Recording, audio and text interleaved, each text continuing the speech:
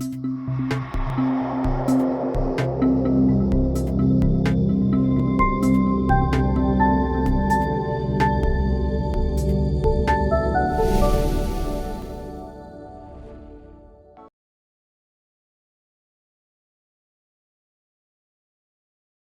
साथियों, आज हम लोग सिलसिला को आगे बढ़ाते हैं। जो लास्ट टाइम हमने पढ़ा था that is called about circular motion का एप्लीकेशन पढ़ रहे थे हम लोग। तो जो हमारा लास्ट एप्लीकेशन था और उस पर हम थोड़ा सा चर्चा करें, what is the last application, वो हमने मौत का कुआं पढ़ा था, करेक्ट है ना? जो सबको पता है मौत का कुआं का एडवेंस बार क्या हुई थी। थोड़ा सा चर्चा कर लेते हैं मौत के कुआं वाले पार्ट पे। उसी का एक इलस्ट्रेशन है, एक एग्जाम्पल से हम उसको समझने की कोशिश करेंगे। हाँ, एक्चुअली मौत का कुआं हुआ करता था, that is the death wall और वॉल ऑफ डेथ। जो बात हम करें वो कुछ ऐसा था, इस पार्टिकल की बात हो रही थी, इसका मास m दिया हुआ था, जिसके बाद हम स्टडी कर रहे थे। और रीजनेबली डैट ये बातें समझ के आई थी कि सर यहाँ का जो coefficient of friction mu s है, the coefficient of friction between that person, contact between this and cylindrical wall, if will take it radius smaller, अगर चाहे तो आप ले सकते हैं। This is radius of cylinder. ये क्या करता था, इस तरह का सर्कुलर मोशन परफॉर्म करता था। जो लास्ट हमने डेरिवेशन में देखा था, क्या करता था, वो एक सर्कुलर मोशन परफॉर्म करता था। अब वो सर्कुलर मोशन परफॉर्म करने के पीछे क्या क्या एनालिटिकल्स थे, उसके बाद हमने डेरिवेशन किया था। तो एक मिनिमम वेलोसिटी नाम की चीज आई थी। क्या आई थी? एक मिनिमम वेलोसिटी नाम की चीज आई थी। बोलता सर अगर वो उस पर्टिकुलर मिनिमम वेलोसिटी से या स्पीड से अगर उस पार्ट पे ट्रेवल करता है तो उस स्टंट को, जो हम लोग उसको स्टंट ही बोलते हैं, उस स्टंट को अच्छे से परफॉर्म कर सकता है। तो क्वेश्चन ये होता है कि इसको परफॉर्म करने का लॉजिस्टिक पॉइंट हम जो कल डिस्कस करे थे, that is the one point. अगर ये सर्कुलर मोशन होगा तो एक सेंट्रीफ्यूगल फोर्स, वो क्या होता है, सेंट्रीफ्यूगल फोर्स जो सर्किल के आउट ऑफ द सर्कमस्टांस पे लगता है, वो हमने बात करी थी कल। ये m ओमेगा स्क्वायर r, हम इस छोटे से सर्किल की बात कर रहे थे। और सेकेंड पॉइंट था, इस बॉडी का फ्री बॉडी डायग्राम के अकॉर्डिंग mg नीचे लग रहा था, the free body diagram of the object mg नीचे, और इसको रोकने वाला एक फ्रिक्शन फोर्स ऊपर लग रहा था। वी स्टडी ऑल, हमने करी बहुत सारे study about a lot about the frictions, the direction of friction and the second component that is called normal. Normal इस ब्लॉक पे अपसाइड डाउन लग रहे थे।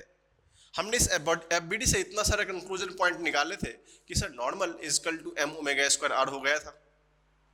If someone wants to take, you will take mv square by r। ऐसा नहीं कि नहीं लिख सकते, वो भी लिख सकते हैं। This is the circular motion apart. And second is the reason of friction, fs is equal to mg। That's of the concept. fx क्या था हमारा, mg के बराबर था। जो यहाँ पे हम लोग क्या कर रहे थे, फ्रिक्शन इज स्टैटिक फ्रिक्शन। कौन सा था वो? Static friction. The maximum static friction according to our consumptions, वो क्या था, म्यू एस इंटू एन। हमने इस दोनों इक्वेशन का कंप्लीट एप्लीकेशन करी थी, पूरा एप्लीकेशन किया हमने, बोला एन को यहाँ पुट कर दो, तो this is it, mg must be less than, because अगर फ्रिक्शन को बताया था कंडीशन ज्यादा हो जाएगा तो ब्लॉक क्या होगा, नीचे धड़ाम से नीचे गिर जाएगा। तो mg less than mu s into mv square by r। That is the suggestion came from there. जो हमने यहाँ से कंक्लूजन पॉइंट निकाला था, जो मिनिमम वेलोसिटी थी, क्या थी वो? मिनिमम वेलोसिटी, जिसको हमने क्या बोला था, that is called minimum velocity. That will take easily, क्या था minimum velocity, root under rg by mu, that is mu s. ये रिजल्ट जो सेकेंड केस में death of wall, wall of death, उस वाले पार्ट से आया था। अब सोचो उसका एप्लीकेशन हम लोग एक इलस्ट्रेशन से जानना चाहते थे। Solve example in your book, ये आपका जो किताब उसमें सॉल्व एग्जांपल है।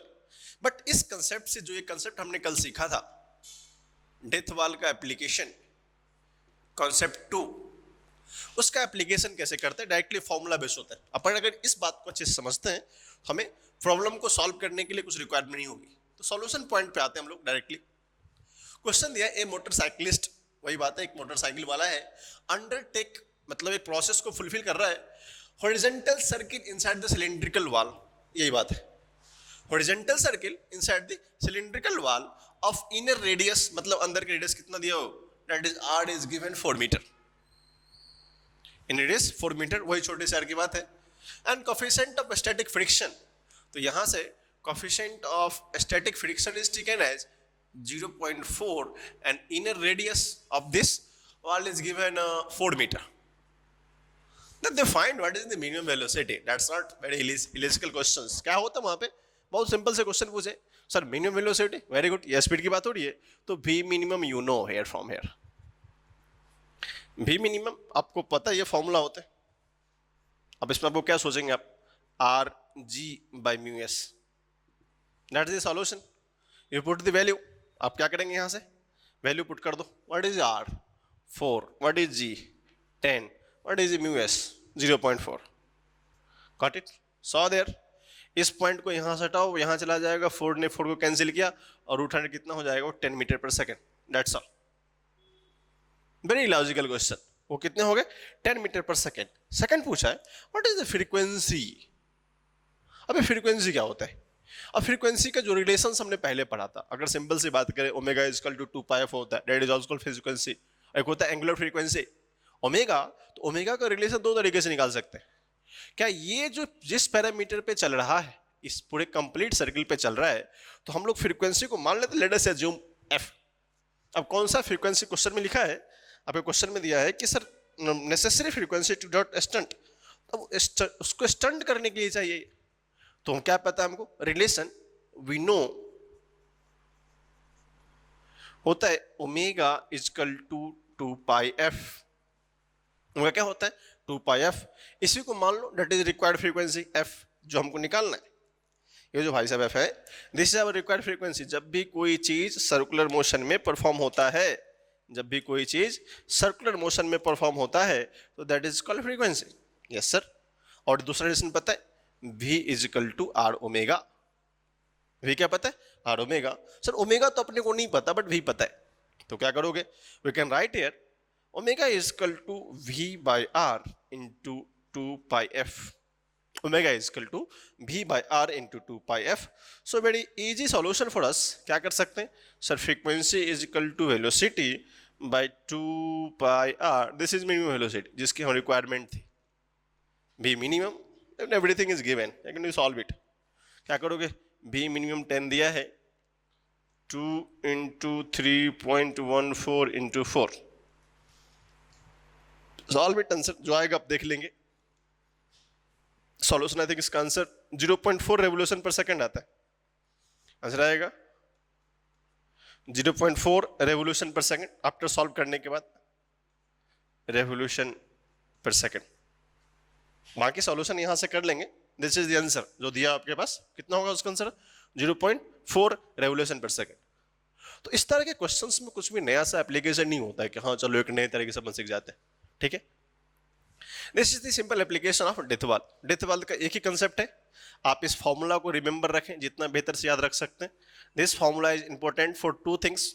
और पहली चीज बात करें, आपके ऑब्जेक्टिव क्वेश्चन आ सकते हैं बोर्ड एग्जामिनेशन में, इंक्लूडिंग सीईटी, छोटे छोटे क्वेश्चन में आपको यहां से पूछा जा सकता है। बोर्ड में इस पे डेरिवेशन आएंगे। We already discuss the derivation last day, हमने derivation last day already discuss कर चुके थे कि सर कैसे आया था। बट आज का जो प्रॉब्लम बेस्ड सिनेरियो था, इस पे आपसे डायरेक्टली क्वेश्चन पूछा जा सकता है लाइक दैट, और नहीं तो फॉर्मूला जो आप उसको स्टार लगा सकते हैं, स्टार बेसिस फॉर्मूला जो आपके एग्जाम में ऑब्जेक्टिव फॉर्म में आ सकते हैं, ठीक है। This is from death wall problem. Now हम लोग जब नेक्स्ट केस है कि एप्लीकेशन थर्ड एप्लीकेशन होता है, इसके बाद let is called banking of the road. हमने 2 लास्ट डे पढ़ा था एप्लीकेशन ऑफ सर्कुलर मोशन में, that is the third application banking. Banking का मतलब ध्यान से सुनेंगे, बैंकिंग ऑफ रोड।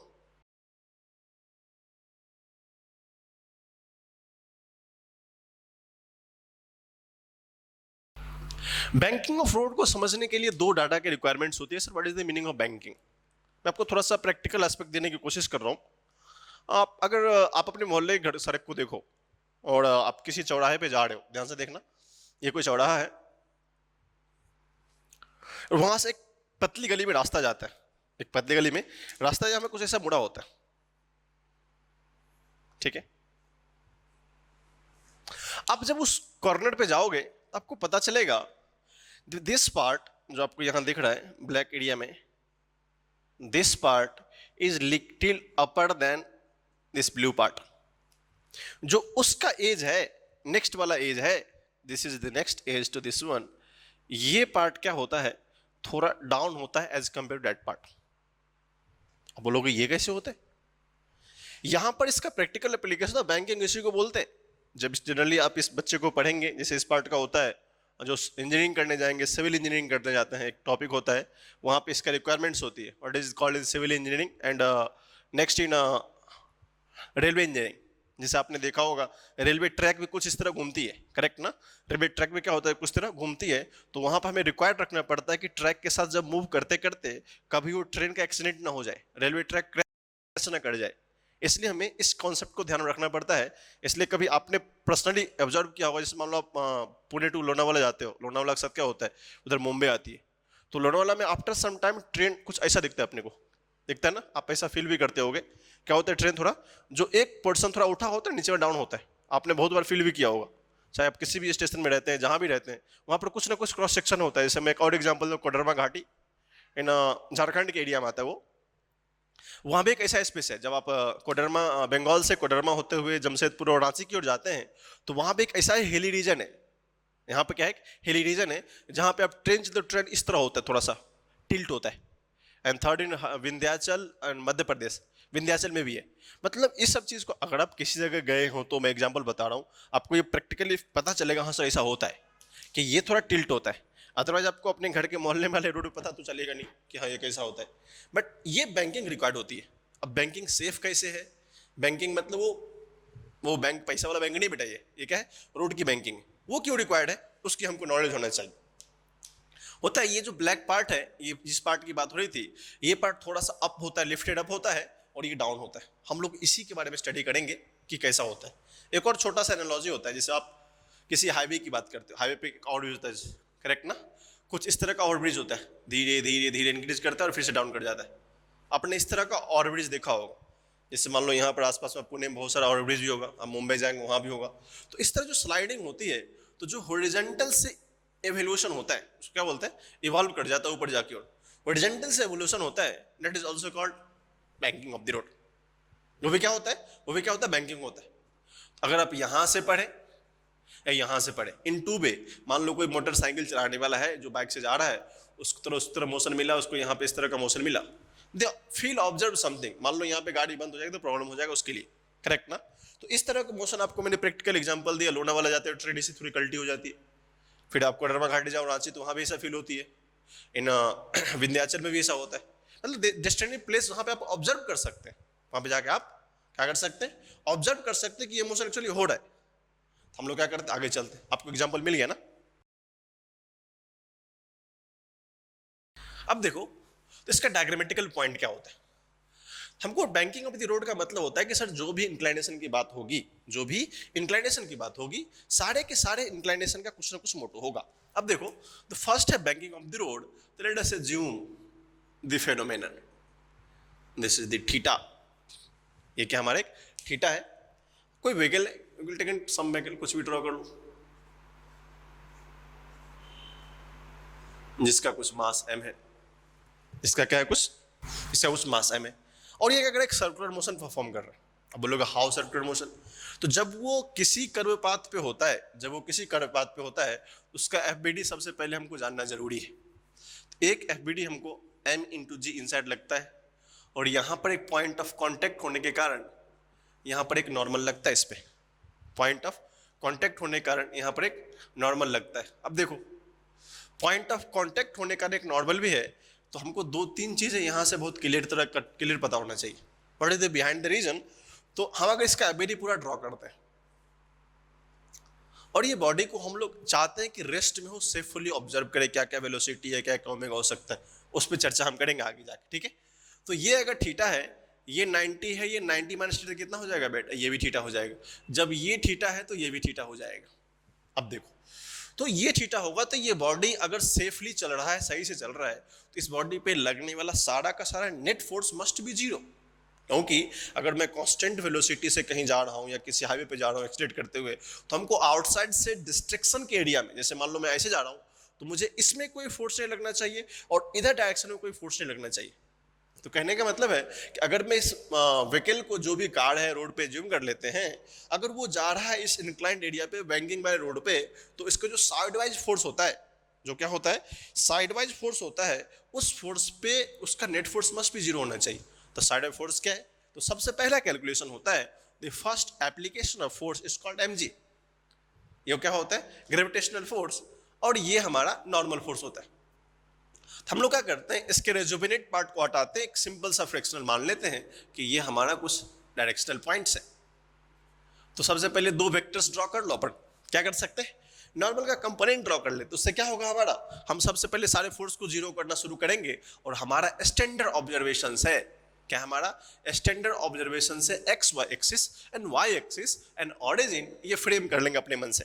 तो क्या होगा, अगर ये थीटा है तो ये कंपोनेंट हमारा कितना हो जाएगा, एन कॉस थीटा। अगर ये थीटा है तो कितना हो जाएगा हमारा, n sine theta. This is the vectorial point. लेकिन अभी हमें जो मेन चीज है उस पर ध्यान रखना है कि सर ये सर्कुलर पाथ पे चलेगा तो एक सेंटर की ओर फोर्स लगती है, that is called centripetal force. अगर ये कुछ इस तरह का सेंट्रीपिटल फोर्स एज्यूम कर रहा है, क्योंकि हमें बाहर वाले ऑब्जर्वर्स लगता है कुछ ना कुछ सेंट्रीपिटल फोर्स होगा, तो here this f centripetal force is equal to two things. If you take mv square by r velocity वाले फॉर्म में, और नहीं तो आप ऐसे लिख सकते m ओमेगा स्क्वायर r। आप ये दोनों फॉर्म लिख सकते हैं। अब देखो, अब हमने इस बॉडी पे जितने भी उसके मोशन के अपोजिट में नहीं बात कर रहा हूँ, क्या बात कर रहा हूँ, मोशन के साथ साथ जो भी फोर्सेस लग रहे हैं, मोशन मान लो अगर इंक्लाइन पे जा रहा था, ये ऊपर या नीचे, I don't know, but situation is at that point. Situation क्या है, उस पॉइंट पे जो जितने फोर्स का कंटेंट था, पहला एक्स में कितना है, वाई में कितना है, जेड में कितना है, सारे फोर्स को हमको ड्रॉ कर देना चाहिए। अब बेटी का बेसिक प्रिंसिपल ही होता है कि आपको सारे फोर्स ड्रॉ करने चाहिए। हमने क्या करी, चलो इस पॉइंट को एफबीडी बना लिया। ध्यान से देखेंगे, this is the exact representation free body diagram. अब क्या होता है सर, इस पॉइंट पे अगर ये मास m है, इस पे एक फोर्स उधर लग रही है, it is called mv square by r, और you can say m omega square r। इस पॉइंट पे एक फोर्स लग रही है mg, और इस डायरेक्शन में एक फोर्स लग रहा है n cos theta, and the one force in that direction is n sin theta। ये सारे फोर्स इस पे लग रहे हैं। हमने बोला कि सर ये system should be in rest, तो हमारी सबसे पहली जिम्मेदारी होती है, अगर कोई भी सिस्टम रेस्ट में होता है तो सारा force in direction of x and सारा force in direction of y must be zero. तो summation of all force x in zero, अगर हम x की बात करें तो हमको सबसे पहला कंडीशन में डायरेक्ट लिख रहा हूं, n cos theta, sorry, n sin theta is equal to mv square by r, or someone use m omega square r, you can use अगर रिक्वायरमेंट है तो। This is our first equation you can take, and the second equation in vertically summation of all force in y is equal to 0, that means n cos theta is equal to mg। These are two equations। अब देखो ये दोनों equation से तो हम लोग क्या कर सकते हैं, सबसे पहले फर्स्ट फंडामेंटल होता है, सबसे बात करते हैं, इसको मैनिपुलेट कर लेते हैं, एक डाटा के फॉर्म में लेके आ जाते हैं। तो क्या आता है, अगर आप यहां से इक्वेशन फर्स्ट को सेकंड से डिवाइड कर देंगे तो व्हाट डू यू गेट, ध्यान से देखेंगे, n sin theta by n cos theta is equal to mv square by r into mg। m ने m को कैंसिल कर दिया, n ने n को कैंसिल कर दिया, you got the new value tan theta is equal to v square by rg। This is the first equation. ये हमारा पहला इक्वेशन है जो हमको derivation of banking of the road में आया है। अब इसके क्या क्या एप्लीकेबिलिटी हो सकती है, क्या क्या रीजनेबल कॉज हो सकते हैं, उसकी चर्चा हम आगे करेंगे। कि ये first derivation tan theta is equal to, theta is the angle of, उसका बोलते हैं banking angle, theta is called banking angle, जितना सो क्या वो अपलिफ्ट हुआ है, and r is the radius, g is the gravitational जो, और फिर क्या था हमारा वेलोसिटी था। So this is the fundamental one, जिस इक्वेशन से हम लोग दो तीन केसेस डिफाइन करेंगे। What is the safe velocity, क्योंकि हम चलते हैं तो हमारी सबसे फर्स्ट प्रायोरिटी होती है what is the safe velocity. Okay, so this is the fundamentals of banking of the road. कभी भी बैंकिंग की बात करेंगे तो हमें इसकी चर्चा करनी पड़ेगी। Okay, so note down here. तो ये जो बैंकिंग केस है इसको तीन केस में डिवाइड करते हैं, सिंपल सिंपल केस होता है, that is called case one. Case one, जो फर्स्ट केस होता है उसको बोलते हैं for most of safe speed. क्या होता है वो? Most of safe speed.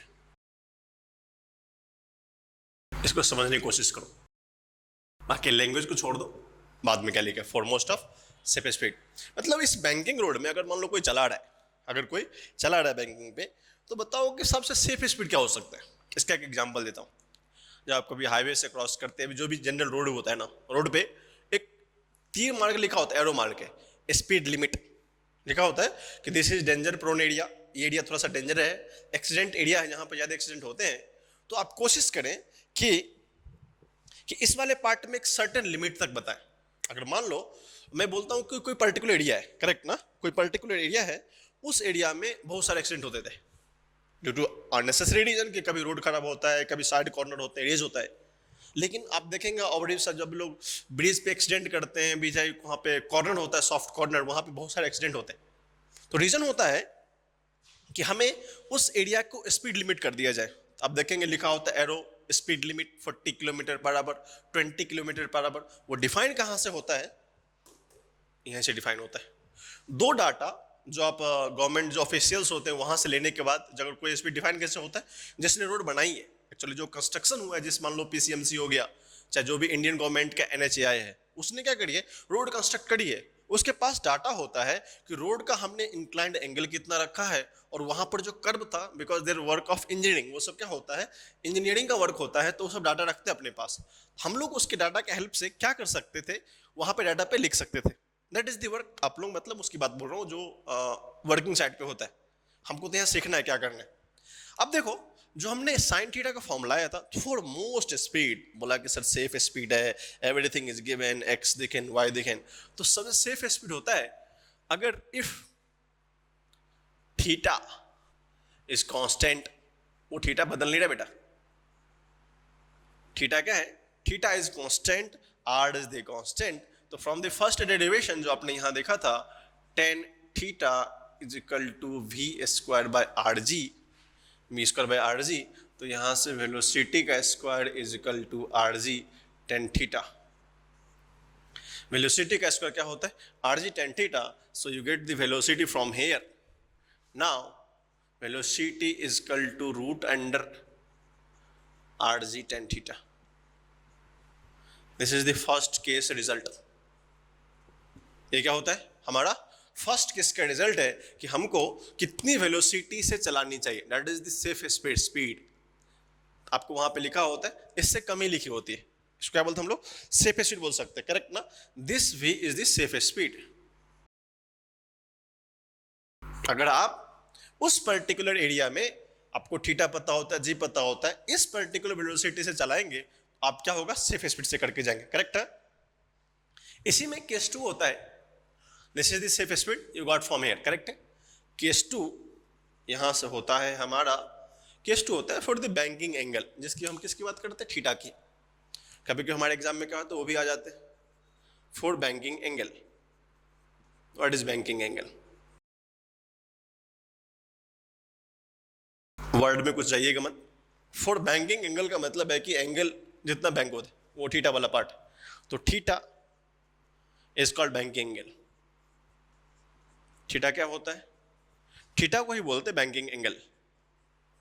Yes sir, जब थीटा ही बैंकिंग एंगल होता है, दिस इज द फॉर्म, वही रिजल्ट आपको यहां से, tan theta is equal to v square by r जी।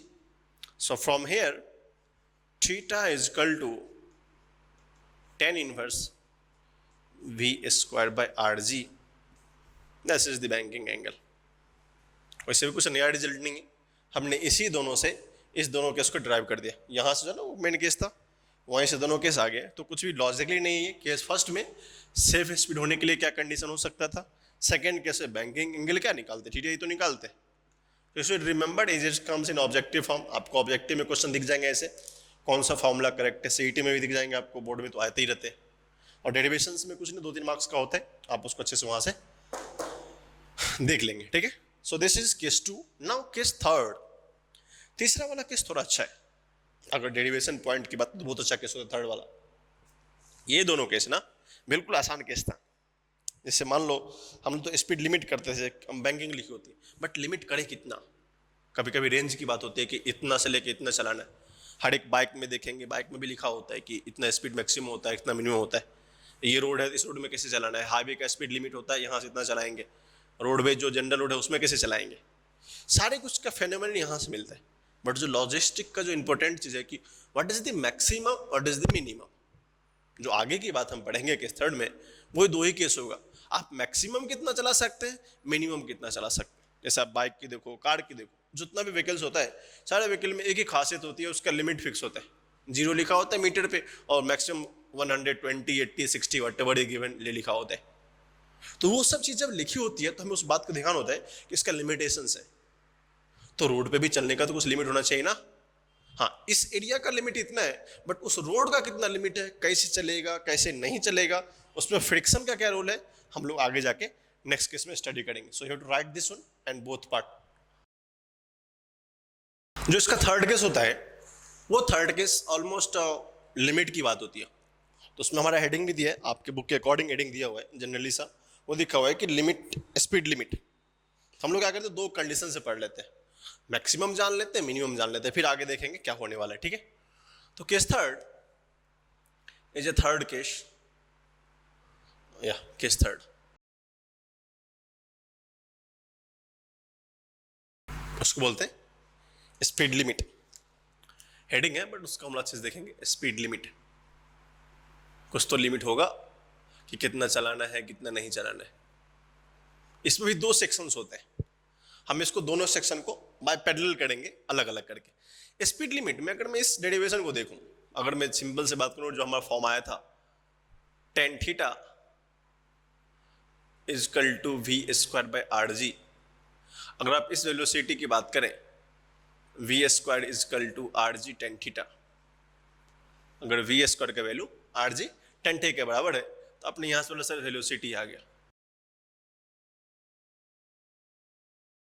ये रिजल्ट कब आया था, जब थीटा कांस्टेंट था, उस पर कोई एक्सटर्नल फोर्स नहीं लग रहे थे। This is the constant velocity, मतलब ये मिनिमम से वेलोसिटी है, मतलब सब कुछ कोई रिस्ट्रिक्शन नहीं। मान लो आंधी आ गई, सुनामी आ गया, तब ये सब काम नहीं करेगा। चाहे सरफेस खराब हो गया तब ये काम नहीं करेगा। आपको एक्स्ट्रा ऑर्डिनरी सिचुएशन में एक्स्ट्रा ऑर्डिनरी सर्कमस्टांस लाना जाता है।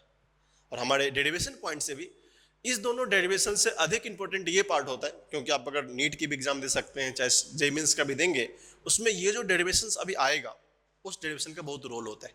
ठीक है, तो इसकी बात हम कर रहे थे थीटा वाले पार्ट में, करेक्ट ना। अब देखो, जब थीटा वाले बात हमने भी की बात कर ली, तो कॉन्स्टेंट सर क्या क्या केसेस हो सकता है, उसी के इसको दो पार्ट में हम डिवाइड करेंगे। जब व्हीकल स्लाइड डाउन करेगी तब क्या होगा, और जब व्हीकल अपवर्ड जाएगी तब क्या होगा।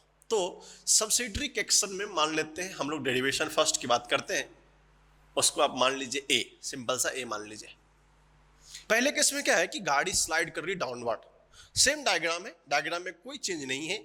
आप इसको देखें, दिस इज दी थीटा, आप ठीक लिख सकते इसको, ये हमारा थीटा है और ये व्हीकल है, इस व्हीकल का मास m दिया हुआ है और ये चुपचाप नीचे आ रहा है। और फ्रिक्शन, हाँ याद रखेंगे, फ्रिक्शन यहां पर तो है भाई, यहां पर फ्रिक्शन तो है म्यू। अब लॉजिक ऑफ द इंड ये है कि सर मास है और गाड़ी बस स्लाइड करी डाउनवर्ड, इसका मोशन कितना है, डाउनवर्ड मोशन है। हाँ कितना है आई डोंट नो, क्योंकि उसी की तो चर्चा हो रही है कि सर वेलोसिटी कितना मिनिमम होना चाहिए कि वो स्लाइडिंग करे डाउनवर्ड में। तो हमारी पहली जिम्मेदारी होती है कि एबीडी बनाए। एबीडी कहने का मतलब सर इस बॉडी पे लगने वाला सारा फोर्स, एक फोर्स यहां पे लग रहा है mg, इसके कांटेक्ट में होने के कारण एक नॉर्मल हमको यहां पे फील करना पड़ता है। Due to contact of the inclined plane we feel on normal on that. अब देखो नॉर्मल है, थोड़ा इसको आगे बढ़ा लो तो अच्छा लगेगा हमारे लिए। This is the normal components.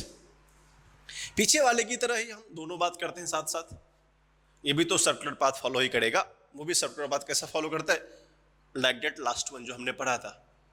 बोलेगा सर ये कैसा पास होता है, this is the 2D representation. ये क्या है, 2D representation of 3D object. तो हमें लगता है ये सर्किल बाहर से कहाँ गया, एक्चुअली पेरीफेरी पे चलता है इस तरह, करेक्ट ना।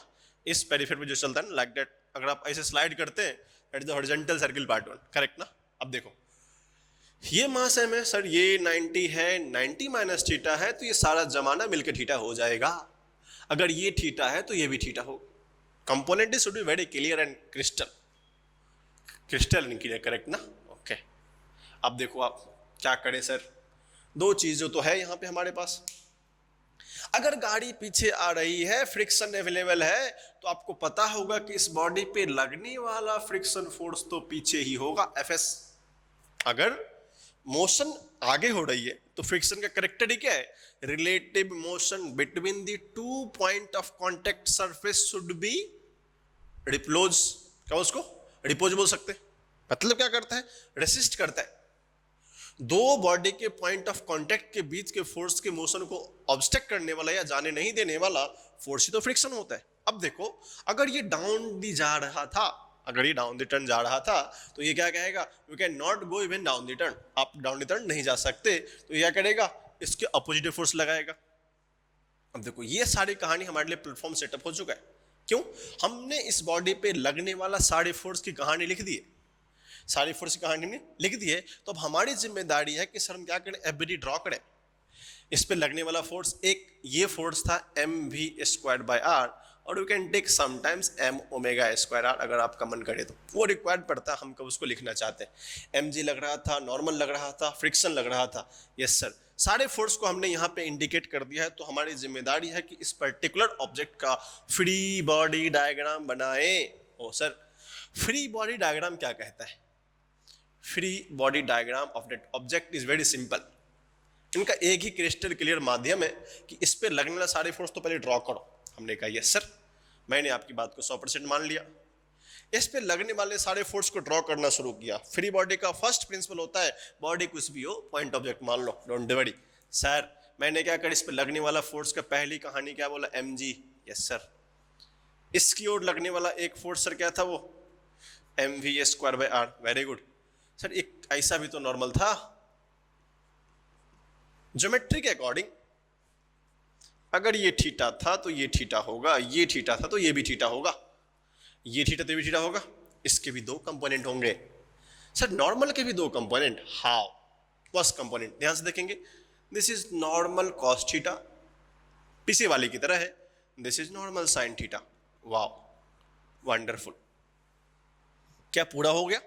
देखो देखो, नहीं सर, आपने फ्रिक्शन की तो बात कर ही नहीं। तो ये जो फ्रिक्शन इधर बैठा है, ये जो फ्रिक्शन इधर बैठा है एफएस वाला, वो थोड़ी छोड़ने वाला है। अब देख, ये थीटा था, ये 90 माइनस थीटा था, तो ये भी क्या हो जाएगा? थीटा। ये भी क्या हो जाएगा? थीटा। अब सिंपल कहानी है। कहानी क्या है? बहुत सिंपल है। फोर्स को भी तो ब्रेक कर दो, क्योंकि हमारा स्टैंडर्ड ऑब्जर्वेशन ही तो ये कहता है आप इसको एक्स एक्सिस मान के चले, वाई मान के चले, और बॉडी का सही को सब कुछ सही सलामत चाहते हैं, उस पर कोई अलग से फोर्स न लगे। तो नेट फोर्स जीरो करने के लिए components along x axis and components along y axis को जीरो तो करना पड़ेगा। Yes sir. तो क्या यहाँ से इस डायरेक्शन में लगने वाला एक एफ एस कॉस थीटा है क्या? यस सर, जरूर है। और इधर में लगने वाला एक कंपोनेंट है एफ एस साइन थीटा। अब हमें लगता है देख के कि हमने इस फोर्स की सारी जिम्मेदारी निर्वहन कर ली, हमने सारी जिम्मेदारी को निर्वहन कर लिया, उस पर लगने वाला सारा फोर्स लिख डाला। Yes sir. जब सारा फोर्स हो गया तो चलते हम लोग अपने बेसिक्स फंडामेंटल में। इसका डिवाइडेशन ना हो, मतलब ये ऑब्जेक्ट कहीं आगे पीछे ना चला जाए, कहीं ऐसा ना कुछ गलती कर बैठे जिसके कारण इसका ऑब्जेक्ट का मोशन खराब हो जाए और सेफ स्पीड वो नहीं कर सके। इसका मतलब स्पीड लिमिट का मतलब अभी भी गोल हमारा यही है कि अगर फ्रिक्शन का वर्किंग आ जाएगा, अभी गोल हमारा यही है कि सर फ्रिक्शन का वर्किंग आ जाएगा तो हमें किस तरह इसको डिवाइड करना है, अच्छे से एनालाइज करना है। तो बॉडी इक्विलिब्रियम में होनी चाहिए। तो बॉडी का सेफ स्पीड मतलब जितने भी फोर्स लग रहे हैं बाहर से ना, उसको बोलना है कि आप हो गया, आपकी बात खत्म करते हैं, अपन एक्स वाई को जीरो करते हैं।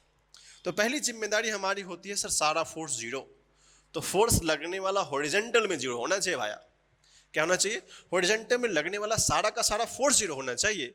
इसका मतलब ये हुआ सर इस डायरेक्शन में सारे फोर्स क्या होने चाहिए?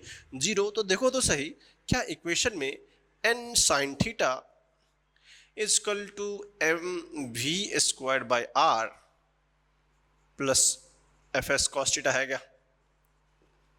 This is our first renounced form. क्या हो गया? n sin theta minus and sin theta plus equal to mv² plus f s cos theta, क्योंकि दिस इक्वल टू अगर दोनों का सम हो जाए तो हमारा सारा कहानी क्लियर। Yes sir. तो चलते हैं हम लोग वर्टिकल में। सेकंड इक्वेशन, सर वर्टिकल में y डायरेक्शन में भी तो सारे के सारे फोर्स जीरो होने चाहिए, y के डायरेक्शन में भी तो सारे के सारे फोर्स क्या होने चाहिए, जीरो। तो लिखना शुरू करो, y में क्या है, n normal plus sorry normal cos theta, normal cos theta plus f s sine theta, f s sine theta is equal to M g. क्या हमने दो इक्वेशन को यहां से अच्छे से बना लिया, क्योंकि नेट जीरो कर दिया तो हमारे पास नजर में दो प्रॉब्लम ही दिख रही है। एक तो पहला क्वेश्चन हमसे पूछेंगे नॉर्मल, दूसरा पूछेंगे वेलोसिटी। तो हमें इतना तो कंक्रीट बिलीव हो गया कि भाई साहब दो इक्वेशंस हैं, दो वेरिएबल हैं, कितने, दो इक्वेशन से दो वेरिएबल हैं, मतलब इस दोनों के एक्सप्रेशन को अगर मैं रिजॉल्व करना शुरू करूं, सॉल्व करना शुरू करूं, तो मुझसे बात बन जाएगी। This is the basic expression for free body diagram, you have to be remember this formula. कैसे ड्रॉ करते हैं, कैसे लिखते हैं। Derivation is not a big thing, if you know the fundamentals, derivation will always go behind you, otherwise derivation sometimes go hover like you, अरे कितना tough है यार, ऐसा नहीं होता, करेक्ट ना। So better to see the equations, then now you realize how we resolve the equation. अगर मुझे इक्वेशन को लिखने आ गया ना, मैं इक्वेशन को लिख कैसे सकता हूं, तो इक्वेशन को रियलाइज करना या एनालाइज करना या सॉल्व करना किस तरह रीअरेंज कर जाए कोई बड़ी बात नहीं है। The big thing about this one is you have to know the derivations, how they came. Question होता है कि सर डेरिवेशन आया कैसे, that is the important part. अगर इस बात को मैं लिखना यहां से जान चुका हूं, subject is over now, that's part of calculation, so write it, we'll do calculation next. Now we get two equations.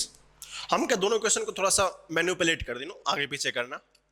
So you saw there in first equation what we write, see there, क्या हम first equation को यहां पे लिख सकते हैं n sin theta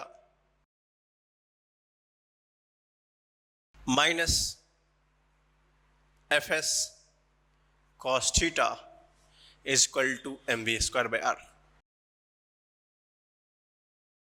yes sir, लिख सकते हैं। चलो, what do in second equation, second equation क्या लिख सकते हैं, good, n cos theta, n cos theta plus f s sine theta equal to m. ये तो ऐसा ही रहेगा। एक काम करो, इसको मान लो इक्वेशन 1 डैश, इसको मान लो इक्वेशन 2 डैश। अब सॉल्व करने का टेक्निक क्या होता है, अपने को एलिमिनेट ही करना है। अपन ने स्पीड की बात की तो नॉर्मल को एलिमिनेट करना है। और एक और बात इक्वेशन याद रखेंगे, क्या पता है, वी ऑल्सो नो दैट जब भी फ्रिक्शन की बात होगी, that is mu s into n. हमने क्या लिखा है दोनों का फ्रिक्शन, म्यू एस का वैल्यू यहाँ पे म्यू दिया हुआ, that is no between them, the value of mu s is equal to mu. तो यहाँ जो स्टैटिक फ्रिक्शन मैक्सिमम है, you can replace with mu into n. This is the three जगलेडी पार्ट। ये जंगल टाइप का लग रहा है कि ऐसा होगा। देखो अपन क्या करते हैं, सिंपल से रिलेशन को डिराइव करने के लिए, अगर मैं पहले इक्वेशन से दूसरे को डिवाइड कर दूं, डैश डैश है यहाँ पे, व्हाट वी गेट, देखो तो the expression you got n sine theta minus f s cos theta divided by n cos theta plus f s sine theta is equal to mv square by r into mg mm should be cancelled here. This equation you got, correct ना? ये equation आपको आ जाएगा v square by rg के form में, okay? So what you next relation, you can apply this one to better to cancel out the normal. क्या कर सकते हैं, आपको अगर म्यू के वैल्यू को लिखना चाहें, ध्यान से देखेंगे, so we'll write it like that, n sin theta minus mu into n cos theta divided by n cos theta plus mu into n sin theta is equal to v square by rg. अब you saw, देखिए calculation क्या होता है, क्या इस normal को इस normal से कॉमन लेके हटा सकते हैं? Everything get crystal and clear. क्या हुआ? सारा चीज हमारे से यहाँ से क्लियर हो गया। क्या बचा? Sine theta minus mu cos theta divided by cos theta plus mu sine theta is equal to v square by r g. बस देखते चलेंगे आप ध्यान से। Now we got the value. So क्या करो, ऊपर नीचे इसमें से हम कॉस कॉमन लेते हैं, करेक्ट है ना? You can take cos common from here. चाहो तो आप डिवाइड भी कर सकते हो। हम कॉस थीटा कॉमन लेते हैं तो क्या हो जाएगा? Sign theta by cos theta. मैं प्रोसेस लिख रहा हूं, अदरवाइज आपको आता ही है। Sign theta by cos theta minus of mu divided bye, अगर मैं यहां से कॉस कॉमन लेता हूं, 1 plus mu sine theta bye cos theta is equal to v square by rg. You saw this sort of be cancelled out. This derivation is looking like that. कुछ ऐसा दिख रहा है अपन derivation. Tan theta minus u, the term like that. Tan theta minus mu divided by 1 plus mu tan theta is equal to v square by rg. v square by rg. Now to sort the values, तो यहां से आपको मिल जाएंगे v square is equal to rg in terms of, took the right na, yeah, term of tan theta minus mu 1 plus mu tan theta. The value of v get from u here, जो ये value आप यहां से देख रहे हैं, it is very important formula जो आया है, rg tan theta minus mu is equal to 1 plus mu tan theta. This value should be, this is called minimum velocity. This derivation is called minimum velocity. This should be replaced as v minimum. मतलब उस particular instant पे अगर वो person minimum इतना velocity gain कर सकता है, ये फॉर्मूला बहुत फेमस होता है, आपको इसको देखते हो अच्छा लगता। v मिनिमम rg रूट अंदर दिया हुआ है tan theta minus mu by 1 plus mu tan theta, this is the minimum one. Root के अंदर क्या होता है? वैल्यू ऑलवेज पॉजिटिव होते हैं। कोई बोलेगा सर थीटा अगर जीरो हो जाए तो? देखना ध्यान से, this is the minimum velocity. आपको जो केस फर्स्ट था, जब वो स्लाइड टू द डाउन आ रहा था, this is the minimum velocity to come. अगर वो इससे कम में नहीं आ सकता, इससे फास्ट आ सकता, मिनिमम शुड बी देयर। तो ये फॉर्मूला हमारे लिए दो तरीके से इंपॉर्टेंट है। ये क्वेश्चन मेंस में 2-3 बार आ चुका है। जस्ट फॉर्मूला पूछता है what is the minimum velocity, just option tick करने पड़ते। आपके स्टेट बोर्ड में भी आ सकते हैं ऑब्जेक्टिव क्वेश्चंस, और डेरिवेशन तो आपके लिए इंपॉर्टेंट है ही। 2-3 मार्क्स या 4 मार्क्स जो भी ऐड कर लोगे वहां से आ जाएगा। हम लोग पहले की कहानी पे चलते, जो हमने पढ़ा था, इफ अगर इस कंडीशन में सर थीटा को 0 कर दिया जाए, अगर थीटा 0 डिग्री होगा तो ये जो वेलोसिटी था, this is must going to same, वही आएगा जो हम पहले सोच रहे थे, mu r g.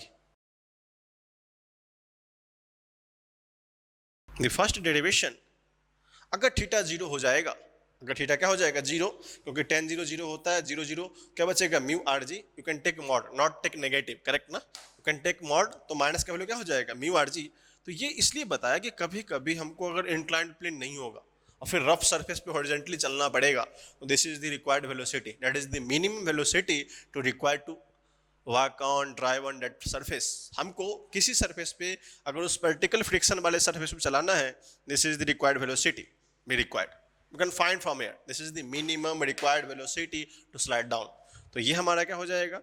The minimum velocity. किसके लिए? अगर वो हॉरिजॉन्टल फ्रिक्शन वाला हो जाए, वैसे तो फ्रिक्शन होता ही है, अगर हॉरिजॉन्टल भी फ्रिक्शन वाला हो जाए तो उसमें हमें कितने की रिक्वायरमेंट्स होगी? That is the minimum. Otherwise inclined होगा तो this formula, this both formula, the above one is very important according to your examination in state board और CET also and mains NEET also. Then ask frequently this type of question examination. क्या होता है, ऐसे question बहुत सारे exam में आए हुए हैं, या तो फॉर्मूला पूछते हैं, नहीं तो फॉर्मूला बेस्ड क्वेश्चन पूछ लेते हैं। So better to write it, so अच्छा इसको आप लिख लीजिए अच्छे से. So the first part is going like that. जो हमने मिनिमम की बात करी थी, so the maximum. The second part b. Diagram same ही है, जो पहले नीचे आ रहा था वो ऊपर जाने लगा है. So the diagram, very wonderful diagram. You like it? Of course you don't like it, I know. Correct ना? ये डायग्राम कुछ ऐसा है. अब ये व्हीकल जा रही है ऊपर की ओर. जो वेलोसिटी है वो तो हमको ढूंढना ही, जैसे यहाँ हमने ढूंढा था. इसका मास m है. सिमिलर की तरह सारे डेरिवेशन सेम है. उसी के अंदर शुरू करते हैं. ABD, draw first free body diagram according to the reservations. जो हमको पता है हमारी रिजर्वेशन से सर mg ऊपर. According to the contact normal should be like that. इसको थोड़ा सा लीगली आगे बढ़ा लो. And one more point is centrifugal. This force is like in that इस डायरेक्शन. और एक बात है सर, ब्लॉक जा रही है ऊपर तो फ्रिक्शन क्या लगेगा हमेशा? नीचे. जिसकी बात हो रही थी, फ्रिक्शन क्या होगा हमेशा? वो नीचे. अब सब बातें तो पता चल गई आप लोगों को. If you know everything, better to draw diagram first. क्या क्या हो सकती है? ये थीटा 90 माइनस थीटा, ये थीटा सर, ये भी थीटा, एंड दिस थीटा, तो this also become theta. This is the geometrical form. आपको पता चल रहा है क्या? जैसे मान लो ऐसा कुछ लाइन है, मैं ड्रॉ कर देता हूँ, एबीडी में क्लियर हो जाएगा.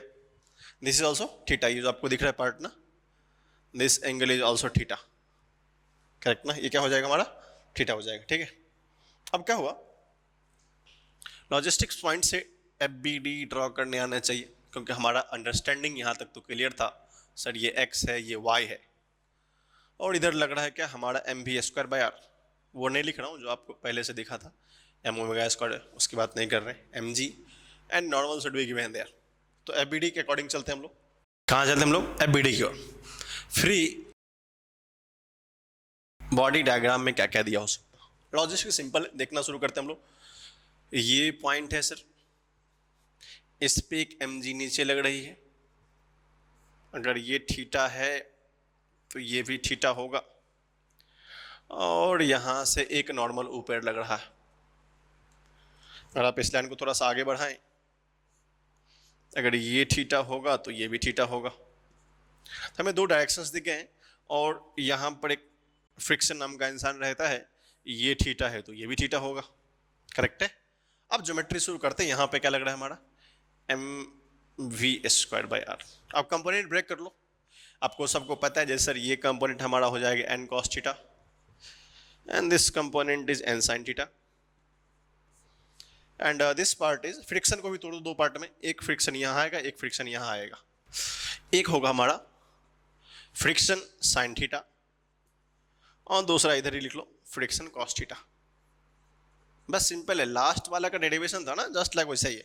हमने सारे फोर्स को यहाँ से अच्छे से लिख दिया. फोर्स का एप्लीकेशन क्या था, डेरिवेशन क्या था, सारी कहानी हमने कर दी है. तो हमारा सबसे पहले जिम्मेदारी होती है कि सर किसी भी बॉडी पे बोला गया सर नेट फोर्स जीरो, किसी बॉडी पे बोला गया net force zero, that means force लगने वाला इन एक्स डायरेक्शन वो जीरो होना चाहिए. तो पहली कहानी से क्या m v square by r is equal to लिख सकते हैं n sine theta plus f s cos theta. You can write f s cos theta is equal to m v square by r. Correct है. This is equation first. अच्छा इसको बाद में लिखेंगे अपन. Second equation is n cos theta is equal to M g plus f s sine theta. M g plus f s sine theta. अब हमने सारी कहानी कर ली है. एफ एस साइन थीटा कर लिया, रीअरेंज भी कर दिया, वैल्यू भी लिख लिया. पीछे वाले की तरह कुछ भी नया हेजिटेशन नहीं है. अब हमारे पास दो अननोन है, नॉर्मल एंड वेलोसिटी, और दो इक्वेशन. प्रोसेस शुरू करेंगे सिमिलर इसी की तरह. You can write this case also. So now we move to the derivation part. Next है इक्वेशन रीअरेंज कर लेते हैं. शुरू करते रीअरेंज करना. पहली कहानी normal sine theta and sine theta plus f s cos theta is equal to m v square by r, इसको अब मान लो equation first. And second, normal cos theta minus of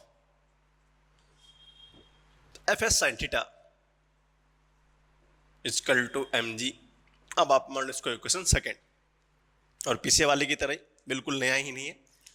उसी तरह इस दोनों इक्वेशन को एक ही इंसान बचा सकता है जिसका नाम एफ एस है, जिसको हमने म्यू एस इंटू एन बोला था, और म्यू का वैल्यू कितना दिया बेटा, म्यू दिया हुआ। तो इस इक्वेशन को भी अपने मजेदार रखेंगे हम लोग, अपने नज़र से इसको देखेंगे। तो पहले इक्वेशन को दूसरे से डिवाइड कर दो, कुछ भी नया नहीं हो रहा, पहले वाले की तरह ही, घबराना मत कि क्या नया लिख रहा हूँ, वही है सिर्फ। N sine theta plus f s cos theta को डिवाइड किया हमने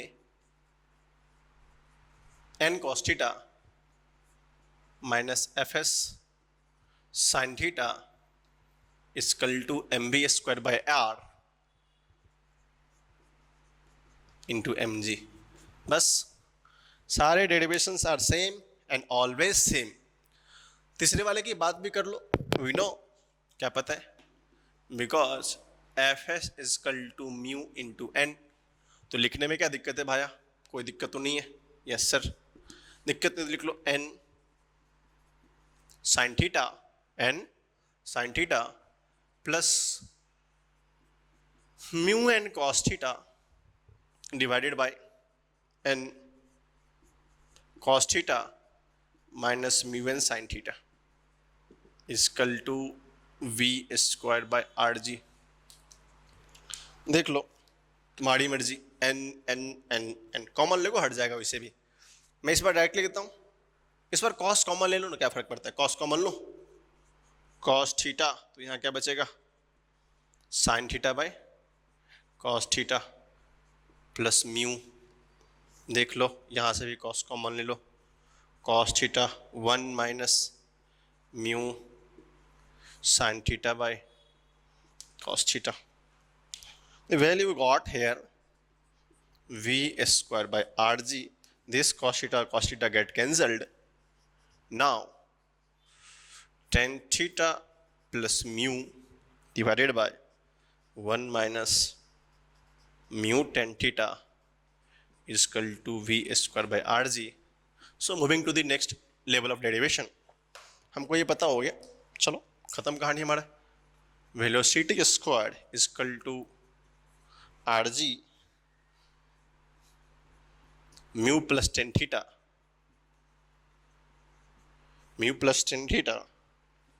1 minus mu tan theta.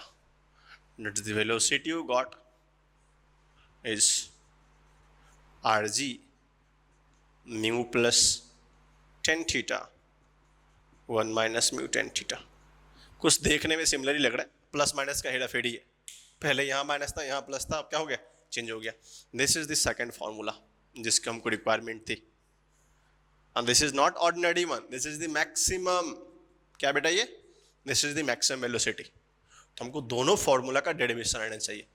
This question will ask in 4 marks minimum, 4 marks से पूछ सकते हैं। Derive the expression for speed limit, prove that v is equal to this one, minimum और maximum, what ever they you ask, आपसे जो ही पूछेंगे derivation should follow this process, very simple process. Equation rearrange and again rearrange, first you write equation, then first rearrange and then solve them. इससे पहले की बात करें, जो हमने बोला था, अगर यहाँ भी से थीटा 0 हो जाए, मैक्सिमम कितना चला सकते हैं बेटा, लिमिट तो वही है, सिर्फ वाले में बदलने थोड़ी वाला है। This is the maximum also mu r g. You can do 3 questions from here also, very simple one. ये भी हमसे क्या पूछेगा, मैक्सिमम भी इतना भी चला सकते, मतलब फिक्स कर दिया ना लिमिट वाले पार्ट में। सो अब 2 वैल्यूज गिवन देयर, 2 वैल्यू था हमारे सामने। पहली वैल्यू थी, अगर थीटा मैक्सिमम की बात करें मिनिमम की बात करें, मैक्सिमम में प्लस हो जाता है, और आप याद रखेंगे this is very important formula. Eventually 2019 के जेईएमएस में पूछा था ये क्वेश्चन, फॉर्मूला पूछा था कौन सा करेक्ट है। सो this is important for also competition point of view, वो तो आपको डेरिवेशन आनी भी चाहिए। और प्लस में अगर आप सीटी लेवल के एग्जाम दे रहे हैं, फिर या फिर एमएस दे रहे हैं, नीट दे रहे हैं, मेडिकल दे रहे हैं, जो भी एग्जाम देंगे, सारे एग्जामिनेशंस में ये अच्छे क्वेश्चन बनने के इसके आसार होते हैं, और इस कंसेप्ट पे आपसे क्वेश्चन पूछा जा सकता है। करेक्ट है? सो this is the from the speed limit part.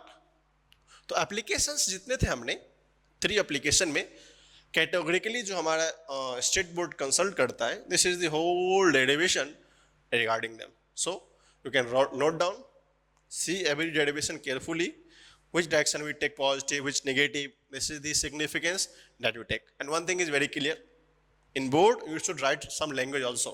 ऐसा नहीं कि ये लिख के आ जाओगे, करेक्ट ना? You should write in language. Let us consider body of mass m. ये थोड़ा language लिखने आना चाहिए आपको. So you can write the language. This is the whole soul and derivation. This is the pure mathematics. So you can read it as language, then write. Otherwise everything is finished. Don't write directly, otherwise it does not get full marks. अगर आप ऐसे लिख के आ जाओगे तो पूरा marks नहीं देंगे वो, करेक्ट ना? थोड़ा लैंग्वेज भी होना चाहिए, स्टार्टिंग विद सब language. Okay, that's the part, you can write it. एक छोटा सा नोट है इसी दोनों रिजल्ट के कंटेक्स्ट में, अगर आप देखें उस नोट को.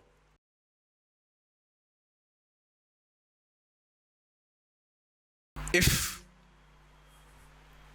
Theta is equal to 0, if theta is equal to 0, that means आपको पता चल गया sir tan theta should be 0. जो बात हमने पहले करी भी थी, अगर थीटा 0 हो जाए तो वेलोसिटी की बात आई थी. तो velocity in both case that is called surface speed, जो आया था हमारा म्यू आर जी आया था. ये बात हमने वहां पे देखा था. लेकिन अगर इसी कॉन्टेक्स्ट में अगर मैं इंक्लिनेशन की बात करता हूँ, वो 0 करने के बाद अगर वन कॉन्टेक्स्ट से मानने की फ्रिक्शन है ही नहीं, म्यू इज इक्वल टू 0 कर दे. If you consider mu to be taken as 0, फिर दोनों इक्वेशन में मैक्सिमम और मिनिमम में क्या फर्क पड़ने वाला है? अब जब यहां से ऑब्जर्व करेंगे, मैं दोनों इक्वेशन को देख देता हूं parallelly. We saw the minimum first, we minimum. We saw the derivation that come here. आपको याद है, ध्यान से, आर जी टेन थीटा माइनस म्यू जो आया था वो टेन थीटा माइनस ही mu divided by 1 plus mu tan theta. अगर आप इस डेरिवेशन में मिनिमम वाले की बात करते थे तो सर व्हाट इफ अगर म्यू यहाँ से 0 पुट कर दिया जाता था डेरिवेशन में, इफ यू टुक देयर, अगर यहाँ हम क्या करते थे, म्यू को 0 कर देते थे, तो यहाँ जो भी मिनिमम का वैल्यू आया था, हमने क्या करी, म्यू को 0 किया तो इक्वेशन क्या आ गए, R G tan theta minus 0 divided by 1 plus 0 into tan theta. You get the evaluation. इस इवैल्यूएशन आपको पता चला कि सर वेलोसिटी तो कुछ ऐसा आ गया, वेलोसिटी कुछ इसी तरह आया था, that is remember r ji tan theta. Safe velocity, remember the line, ये क्या आया था, r ji tan theta, that is called safe velocity या सेफ स्पीड. Safe speed. लेकिन sir what about maximum? Maximum भी तो वही होगा, because we know maximum is non different from this one. क्या हो गया, r g mu plus tan theta, बस प्लस नहीं यहाँ पे, mu plus tan theta 1 minus mu tan theta. अगर आप यहां भी म्यू 0 पुट कर दोगे, अगर म्यू का वैल्यू 0 पुट कर दोगे तो कहां से स्पीड चेंज होने वाला है, they get the same value. We maximum also came r ji tan theta. Either you should go maximum और minimum, the safe velocity does not change और safe speed does not change. यही तो हमारा क्या था, safe speed. This is one case. So remember, in case of the maximum, sorry minimum और maximum, both are become same safe speed. इसका मतलब जो हम लोग पर्टिकुलर लिमिट से चलते हैं गाड़ी पे, वो लिखा होता है कि इस रोड पे आप मैक्सिमम इतना चला सकते हैं, that should be valid for maxima also and minima also. The expression explain like that one. Okay, so write down is note very important for short question. छोटे छोटे क्वेश्चन के लिए ये डेरिवेशन इंपॉर्टेंट हो सकता है व्हेन कंडीशंस गिवन, और competitive based question यहाँ से बन सकते हैं, सीईटी लेवल का या objective level question in your board examination. Okay, right it. So you saw the derivation. आपने भी डेरिवेशन देखा, यस सर, बातें समझ में आई, हमने देखा उसको एप्लीकेशन वाले पार्ट को. क्वेश्चन है सिंपल है, सॉल्व एग्जाम्पल, ये आपको पता ही होगा, बट फिर हम समझने की कोशिश करते हैं इस क्वेश्चन को किस तरह हम लोग अप्रोच करें. Solution is given also, but how to analyse. Question का सॉल्यूशन से कोई बड़ी बात नहीं है, बट हम क्या कर सकते हैं, एनालाइज कैसे करना है. ध्यान से देखेंगे, रेसिंग ट्रैक, सबसे पहले तुमको समझ में रेसिंग ट्रैक मतलब कुछ ऐसा है घूमने वाला होगा, जैसे एज्यूम डैट ऐसा कुछ रेसिंग ट्रैक है और ये चल रहा है, 2 कार है, एज्यूम करना this is Michael Schumacher. Michael Schumacher का नाम सुना है तुम लोगों ने? ये हमारा माइकल शूमाकर है, MS। ये माइकल शूमाकर कार चला रहा है banked at angle O, curvature. What is the meaning of curvature? ये कर्वेचर का मतलब रेडियस ऑफ कर्वेचर। ये जो कर्वेचर है that is called radius of curvature. तो दिया क्या है, radius of curvature R is given 9.9 metre. Data is very heavily complicated, बहुत कॉम्प्लिकेटेड डाटा है, टेंशन मत लेंगे। और बोला है बैंक्ड एट tan इनवर्स 0.5। वो what is the different angle? तो theta is equal to tan inverse 0.5 दिया हुआ है। डाटा में ऐसा लिखा, मैंने इसको कन्वर्ट कर दिया है tan इनवर्स 0.5। इसको अपन ऐसे भी लिख सकते हैं, कैसे? अगर दोनों साइड इसको tan को इधर लेके आओ तो tan थीटा क्या होता है 0.5। We can write tan theta is equal to 1/2। Simple, this is the mathematical operation. Inverse को इधर लेके आएंगे तो tan theta is equal to 0.5 हो जाएगा और tan थीटा क्या हो जाएगा 1/2। Yes sir. The track static friction between tyre and car, जो म्यू दिया हुआ है म्यू एस, जिसको हमने यहाँ क्या माना था म्यू, वो दिया हुआ है 0.2।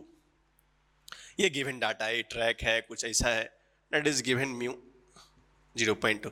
प्लस सर स्पीड लिमिट बताओ। 10% मार्जिन मतलब एक होता है ना, हम लोग मार्जिन मतलब आगे पीछे कुछ कर सकते हैं क्या? तो सबसे पहले स्पीड लिमिट जानना पड़ेगा। सर मैक्सिमम स्पीड कितना है, मिनिमम कितना है? देखो अभी जो हमने मैक्सिमम मिनिमम पढ़ा है, तो ये मिनिमम इतना हो सकता है, मैक्सिमम इतना हो सकता है, जो ऊपर नीचे दिया है, मतलब इसका एक रेंज दिया हुआ है। क्या दो, इसका एक रेंज दिया हुआ है। तो सबसे पहले क्या करता है, कैलकुलेशन में बिना टाइम लगाए हुए दोनों निकाल ही लेते हैं, क्या फर्क पड़ता है? तो सबसे पहले मिनिमम निकाल ही लो। डाटा सबको पता है, सॉल्यूशन सबको आता है, आर पता है, जी, हाँ जी का वैल्यू आप 10 ले सकते हैं। कुछ दिया है क्या? नहीं दिया है। नहीं दिया है तो आप जी का वैल्यू 10 लेंगे, आपके लिए थोड़ा आसानी रहेगी डाटा के अकॉर्डिंग। 10 मीटर पर सेकेंड स्क्वायर। Yes sir. भी minimum the formula is there, बाकी सॉल्यूशन आपके लिए कुछ नया नहीं है। RG tan theta minus of mu divided by 1 plus mu tan theta. Everything is given. Everything is given right now. So their value. What is R? 9.9. What is G? 10. Solution करना है, ये कितना 0.5 minus mu. What is mu? 0.2 divided by 0.2 into 0.5. ये derivation है, बाकी आप कुछ करेंगे नहीं, सिंपल सा होता है, आप इसको सॉल्व कर लेंगे। जो डाटा आएगा इसका शायद वैल्यू 5.196 मीटर पर सेकंड। आप चेक कर ले कितना होता है। 5.196 मीटर पर सेकंड आ रहा है, that is called be minimum. Data आप चेक कर लेंगे, सारा कुछ दिया हुआ है, ये पता सब दिया हुआ है, करेक्ट है। And now should be maximum, क्योंकि हमने एक लिमिट की बात कर ली, जो भी मिनिमम था वो 5.196 है, करेक्ट है। The next one is v maximum. How to find v maximum from here? Root under RG, हाँ जी, उसके बाद mu plus tan theta divided by 1 minus mu tan theta. That is very mutated form.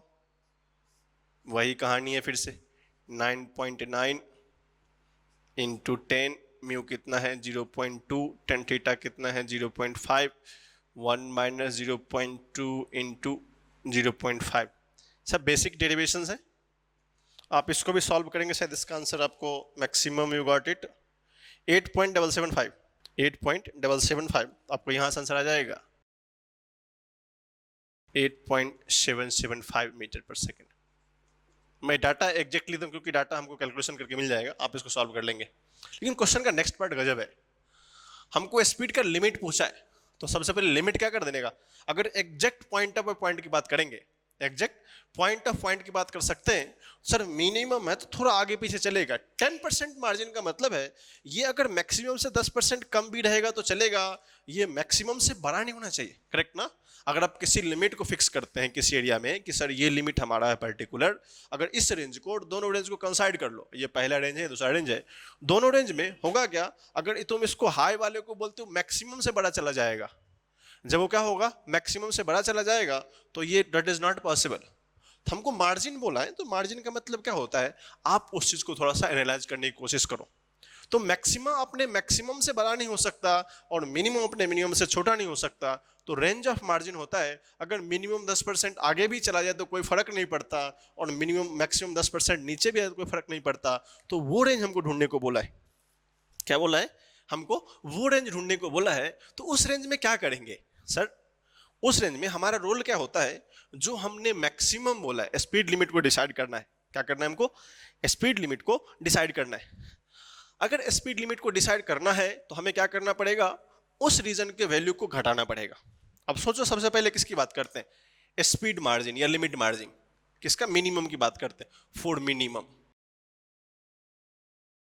Minimum speed बोला 10% margin है ना, तो हमको तो कॉमन सेंस कहता है कि सर वो मिनिमम से तो कम नहीं कर सकते, हाँ 10% आगे कर सकते हैं। तो we when increase, we can increase it by 10%, by 10%, ये पॉसिबल हो सकता है। अब देखो तो जो नई वेलोसिटी ऑफ लिमिट रेंज आएगी इसको मान लेते हैं भी मिनिमम डैश, एक नया सा आ जाएगा सर, तो कितना हो जाएगा, भी मिनिमम का कितना परसेंट, 10% से बढ़ा सकते हैं। तो पहले कितना था 100, सब कितना हो गया 110, दैट इज द रेशियो। कितना हो जाएगा वो 100 से 110। अगर 10% बढ़ाना भी है तो कितना होगा, 100 का 110 हो जाएगा।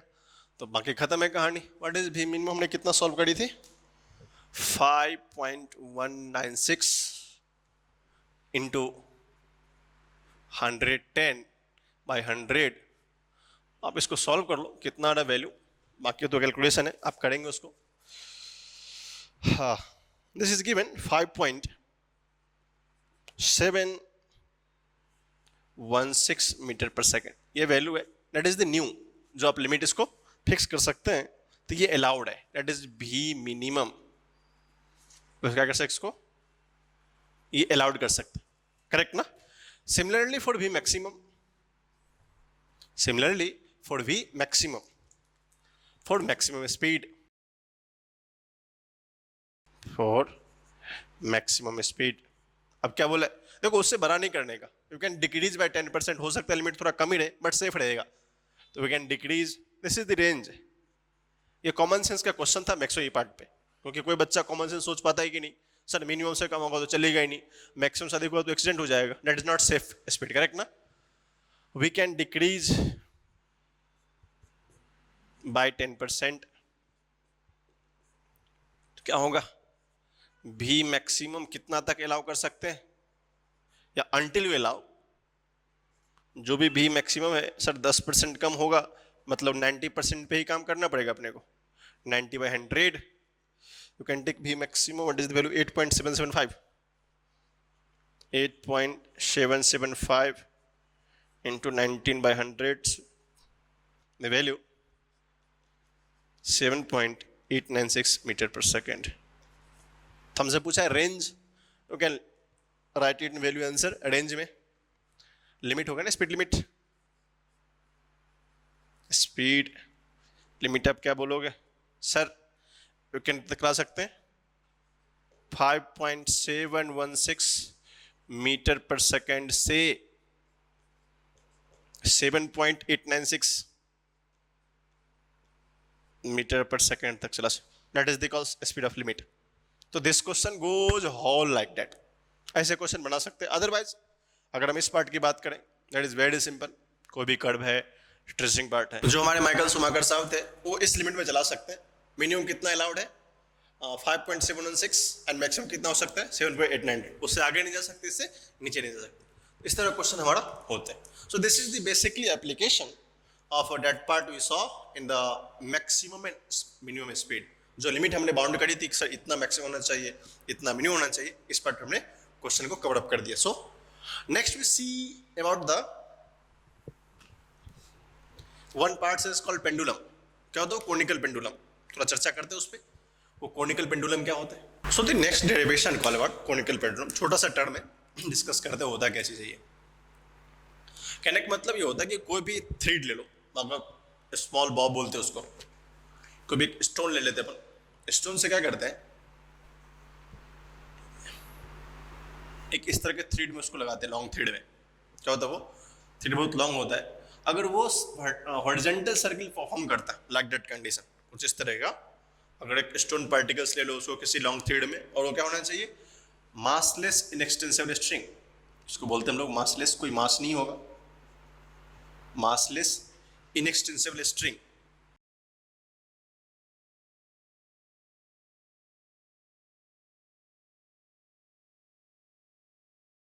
अगर इसको मैं सिंपल डेरिवेशन बताऊं तो वो स्ट्रिंग जो जिसका मासलेस स्ट्रिंग के साथ इनस्टेबल स्ट्रिंग से एक छोटा सा मास का ऑब्जेक्ट, इसको बोलते हैं bob. You take it bob. इसका नाम क्या होता है? बॉब. अगर किसी स्टोन को ही बांध सकते हैं, अगर वो हॉरिजॉन्टल सर्किल परफॉर्म करता है like that, after some time they can there, यहाँ पे आ जाता है. वो क्या करता है? हॉरिजॉन्टल सर्किल परफॉर्म करता है. क्या करता है? हॉरिजॉन्टल सर्किल परफॉर्म करता है.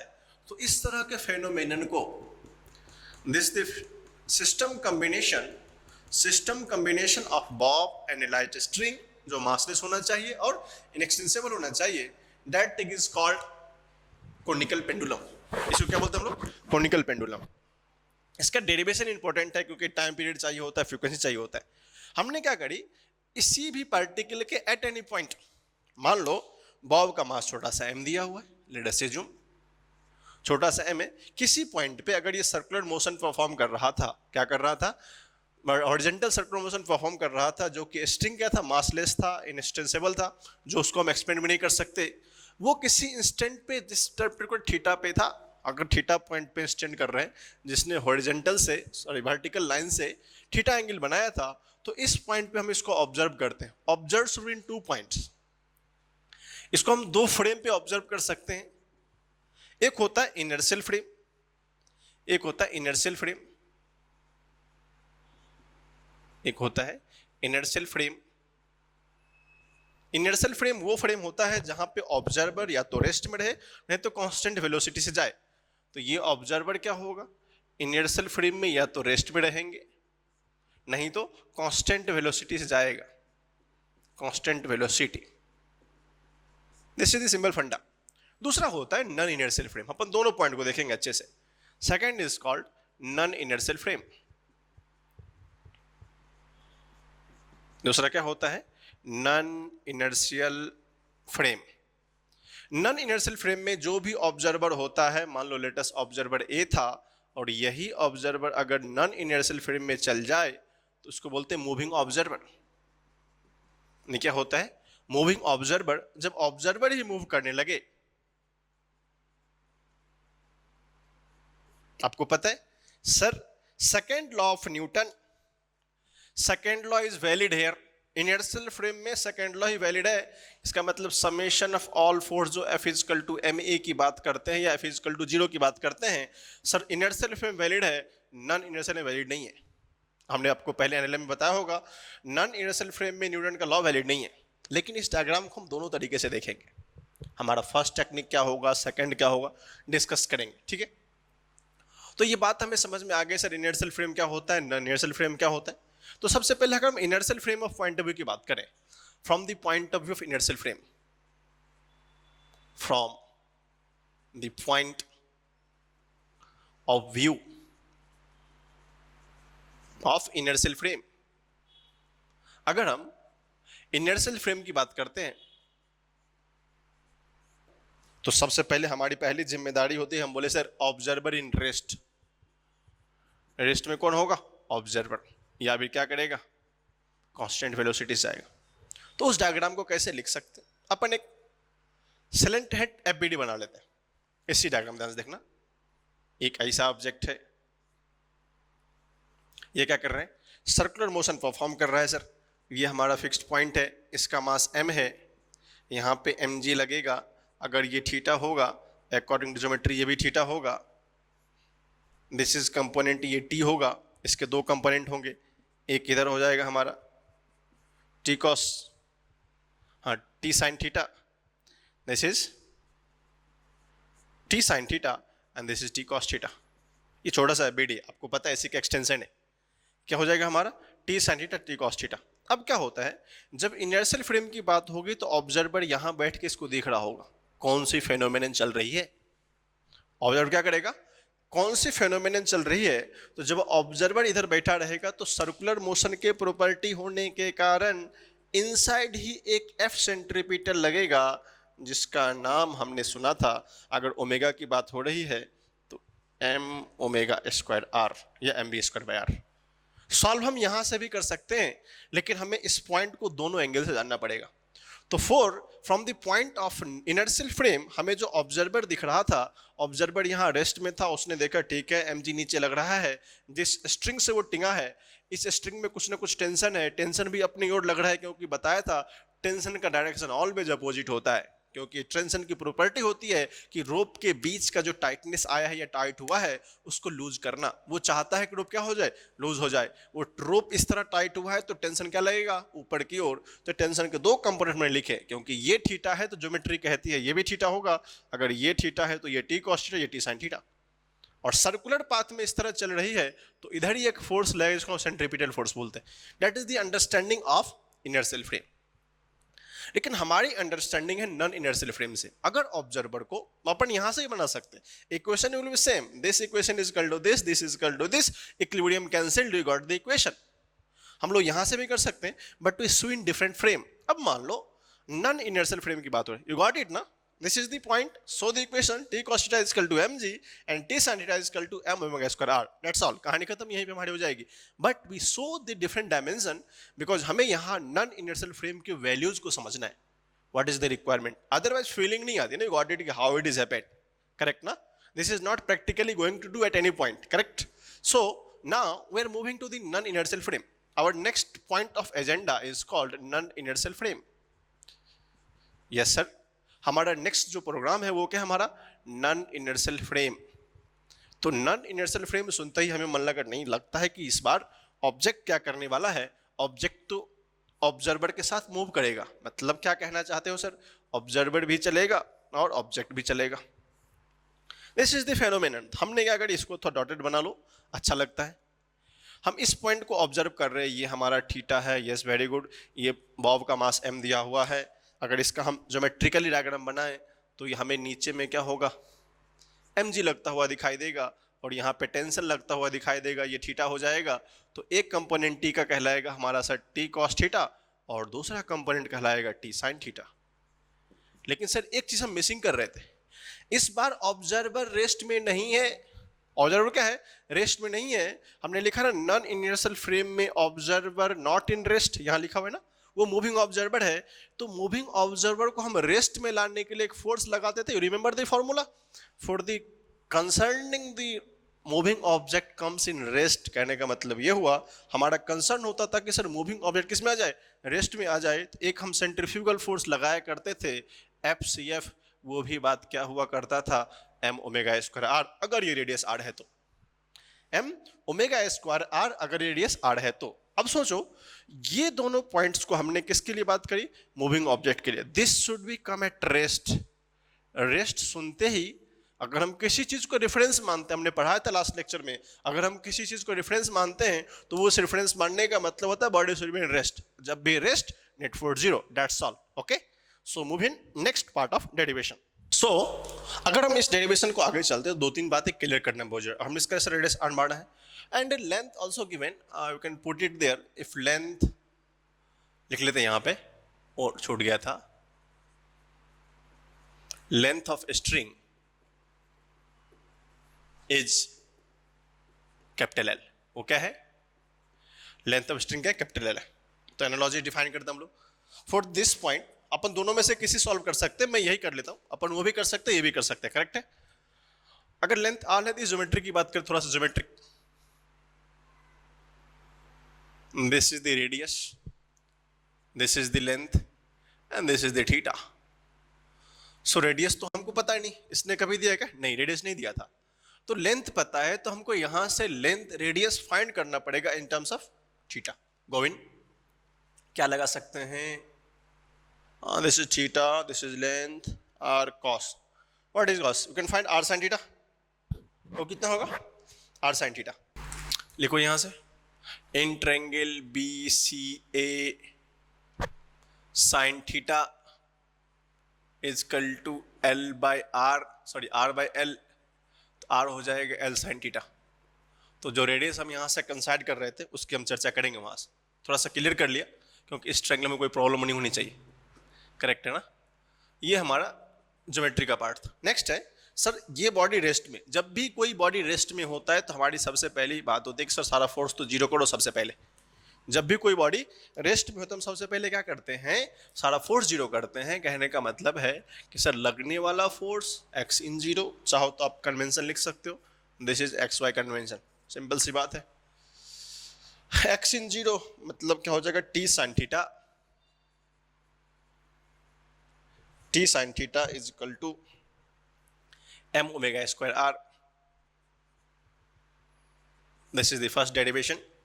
एंड इसका होगा summation of y is equal to zero t cos theta equal to M g. Equation second. चलो फर्स्ट को सेकेंड से डिवाइड करके देखते क्या आता है अपने को। हमने क्या करी?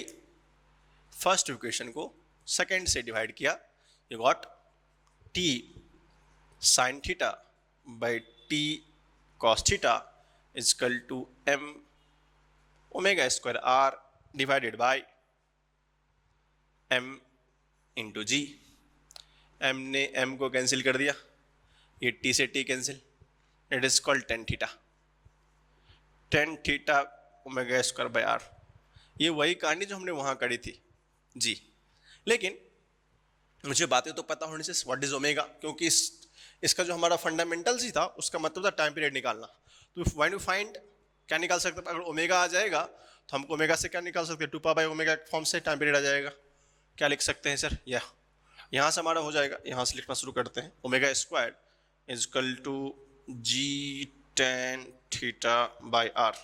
लेकिन डज नॉट नो आर ना, आर क्या लिखा? जी इंटू टेन थीटा कितना होगा? Sorry G tan theta is equal to L sine theta. R का वैल्यू लिखा हमने, फिर मुझे क्या मिल गया sir? Omega square is equal to G by L cos theta, क्योंकि टेन क्या होता है? Sine by cos. आप इसको लिख सकते हैं, this tan is equal to sine theta by cos theta. Sine got cancel, that only cos remaining. तो क्या हो जाएगा? Omega is equal to G by L cos theta. Value omega क्या हो गया हमारा? G by L cos theta. तो यहां से हमको एंगुलर फ्रीक्वेंसी आ गई। क्या आ गई हमारा? एंगुलर फ्रीक्वेंसी आ गई। अब सोचो एंगुलर फ्रीक्वेंसी आ गई तो मुझे टाइम पीरियड रिक्वायर्ड है। क्या रिक्वायर्ड है? Time period. तो टाइम पीरियड कितना होता है बेटा? सिंपल से होता है, सिखाया था। टाइम पीरियड होता है 2 pi by omega. You know 2 pi omega, very good. Omega कितना है? 1 बाई है, इसको रिप्लेस कर दो तो 2 pi, that is the reason. Omega वो डाउन हो जाएगा तो ऊपर आपको लिखा जाएगा l cos theta by g. This is the time period. तो आपको कोनिकल पेंडुलम के डेरिवेशन में एक तो टाइम पीरियड का डेरिवेशन आ सकता है, this is the called time period, and you can write is frequency. तो फ्रीक्वेंसी का फॉर्म क्या बताया था? फ्रीक्वेंसी होता है 1 by time period, you can write it this one, 1 by 2 pi integration of G by L cos theta. तो ये दोनों डेरिवेशन आपको यहां से समझ में आने चाहिए। First you find the derivation of time period from the help of omega.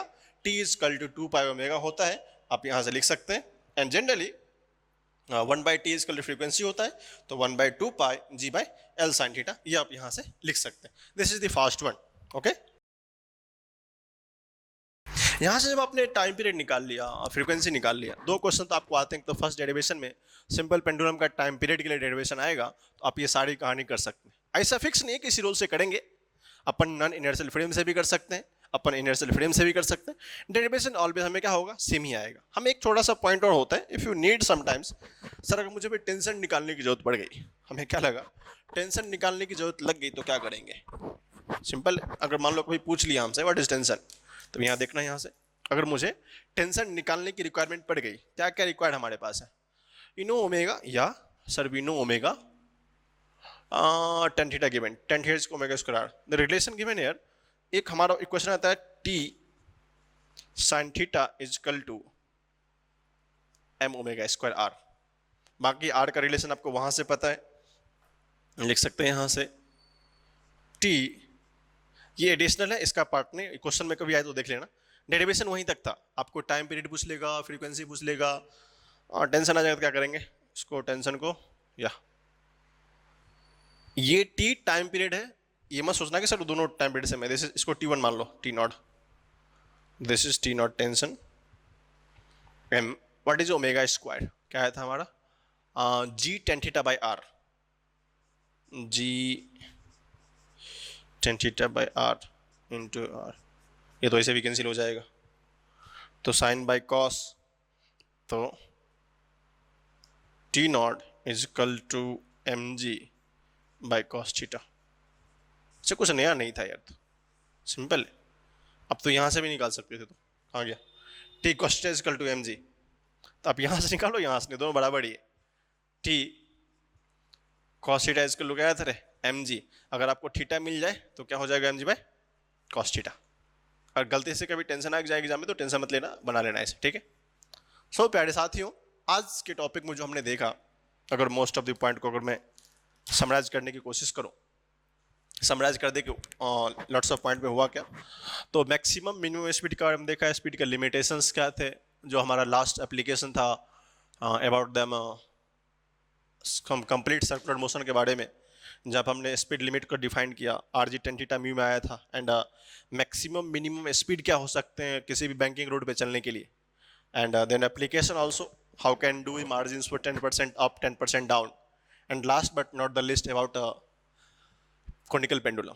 तो ये आपके बोर्ड एग्जाम के लिए डेरिवेशन इंपॉर्टेंट हो सकता है कि डेरिवेशन करते कैसे, this is the derivation for 3 से 4 मार्क्स में आते हैं, जहाँ पर आपको रिक्वायर्ड होता है कि आप इसको अच्छे से सॉल्व करें, और डेरिवेशन एक भी टफ नहीं होता है, आई एश्योर यू, सारे derivation simple and simple and simple ही है, सिर्फ देखना है प्रोसीड्यूर क्या होता है। ओके, सो आज के लिए यहीं तक रुकते हैं हम लोग, अगले दिन मिलेंगे एक नए टॉपिक के साथ और नया कंसेप्ट डिस्कस करेंगे। Thank you.